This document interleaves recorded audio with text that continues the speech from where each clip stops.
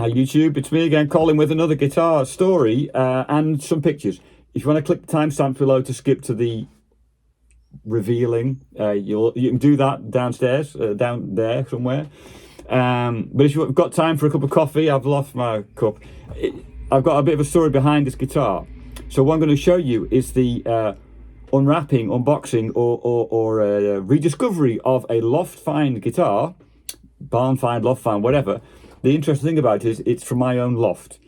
I'll tell you why.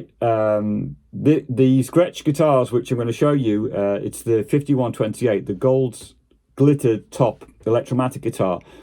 Gretsch started these guitars, or reintroduced these guitars back in 2004, I think. And back then, advertising was paper, you know, a folder from the local music shop called Key Music, which was back in Utrecht, where I used to live there. And they had in there, to my huge surprise, a just about affordable Gretsch guitar. And back then, Gretsch guitars to me were unaffordable because they come from America and really expensive. And yeah, great, you'd love to have one, but you can't find one. And then somehow they started making these Electromatics from a cheaper location.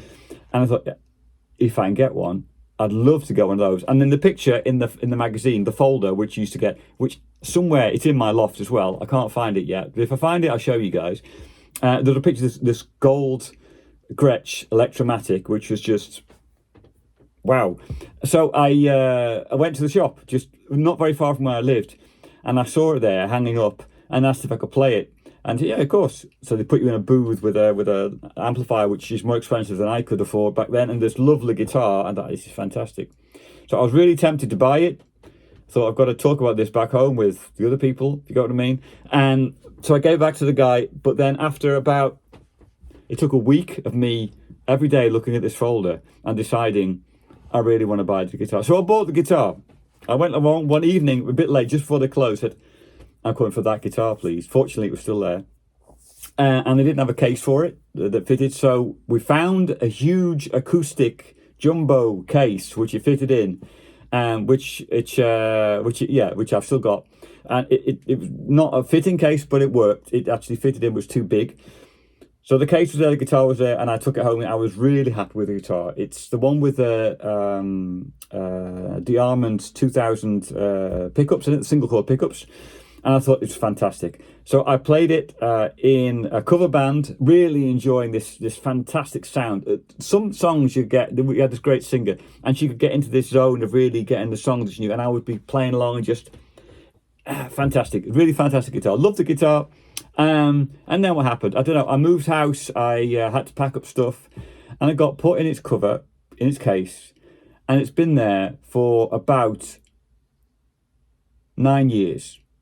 And it's been moved from loft to loft, and now it's in a loft above me, which gets very cold in the winter. It's not insulated, so I don't know the condition of the guitar, and it hasn't been touched. Literally, it must be nearly 9 years it's been in that case.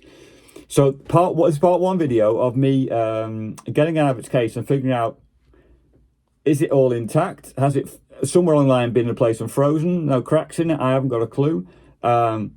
I might even put new strings on it. You may know I'm not very, I'm happy with old strings, put it that way. But the idea is get out of its box. If everything's okay with it, just clean it up, new strings on, and it's going to be fun to play again. Because I'm back in a band and we're playing some nice stuff, which I think will suit this guitar really well. So let's go off and get the case from the loft and see what's inside. And maybe there's mice. I don't know. We're going to find out. So join me again in a second. So here we are with the, as you can see, rather dusty case, which is ridiculously huge. With hindsight, I should never have got this, but I needed a case for the thing, so I got this thing. I thought it'd be handy with these big things of putting stuff in, but it's just ridiculously huge. As you can see, I'm not terribly impressed with the quality of the plastic of this Tribal Planet case, but it's managed pretty well. It broke after a while, but it's a bit dusty and a bit grubby. So we're going to see what's inside. Let me just lay it flat. Oh yeah, one zip end's broke. And this is Oh, see the dust coming off there? This is honestly the first time I look in this case for certainly 8, and I think it's actually 9 years. There are no holes in it, so I don't think we've got any mice in there. It's open. And we reveal the Gretsch. I've forgotten there was a strap on it. So this is the guitar, and to be honest, it looks perfectly fine, doesn't it? I was actually seriously a bit worried because it might have been a place where it's frozen a few times, and how does the wood deal with that? Oh, nice strap. Oh, these lovely, you know these Gretsch strap fasteners. I love these things, fantastic. Well, looks pretty good. Looks pretty good. Oh yeah, you notice they used to be the scratch plate. I thought it was cool to have it without the scratch plate. You get this nice gold glitter. Under stage lighting, this thing looks fantastic. Oh, I can see I need to polish the knobs. The Gretsch doesn't it? Okay, it looks pretty good. Still got strings on. They are a bit old. It is a bit dusty. And let's see. Can you believe that? Because this is seriously, I haven't touched this guitar for at least 8, maybe 9 years, and it's in tune, almost. Okay, and these are the cool pickups, single coil pickups. It's a nice guitar. I enjoy this guitar. One thing I have had a bit of trouble with on this bridge was it was buzzing a little bit. You may know that on some of the Les Paul style bridges, it buzzed acoustically and never picked it up when it's amplified. Is that some corrosion on the pickups? I need to clean it. Okay, I need to clean it, but as you can see, it's not too bad. No cracks. Everything looks normal. Oh yeah, the sticker, I'll explain the sticker some other time. There's no hole in it, it's actually an old sticker. It looks pretty tidy. I'm impressed. Okay, I'm impressed. I'm really happy with this. Back then, no stickers on the headstock, or maybe I took them off, I can't remember, to be honest, where it was made and all that kind of stuff. I've understood it's the Peerless factory where these things were made back then.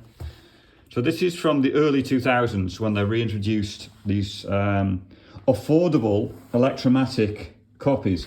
The F holes are maybe a bit big compared to some of the other models.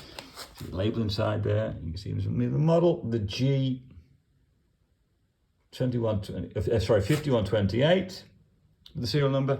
Also the wiring you can see just under here. Floppy wiring, that's fine. You can hear it rattling. Nice guitar, isn't it? As I said, it looks great on stage.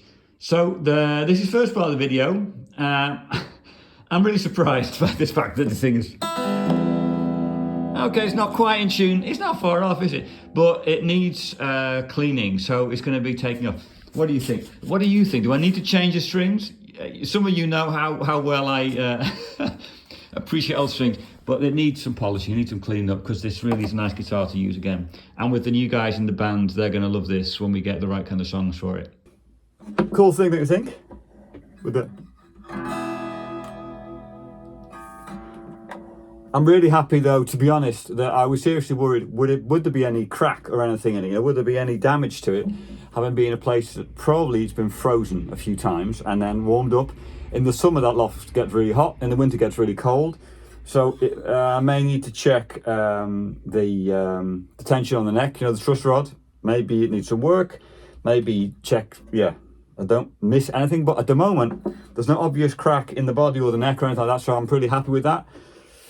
I think I will take the strings off and put new strings on and polish everything up properly. I want to treat the fretboard as well with lemon oil stuff. Get it all nice and really clean and tidy, so we can bring this back out where it deserves to be, which is on a stage playing in front of a bunch of people who start to dance. That's the goal. Okay, if you want to see the second part after it's all cleaned up, I'll get you some sound examples. I'm not going to bother with it now because I really want to get it nice and flashy. I've got a bit of time to do that. So like and subscribe, and you'll see part 2 coming up really quite soon, because this is too tempting to get a bit of work on it. Have a great day and a great weekend. See you again soon. Bye for now.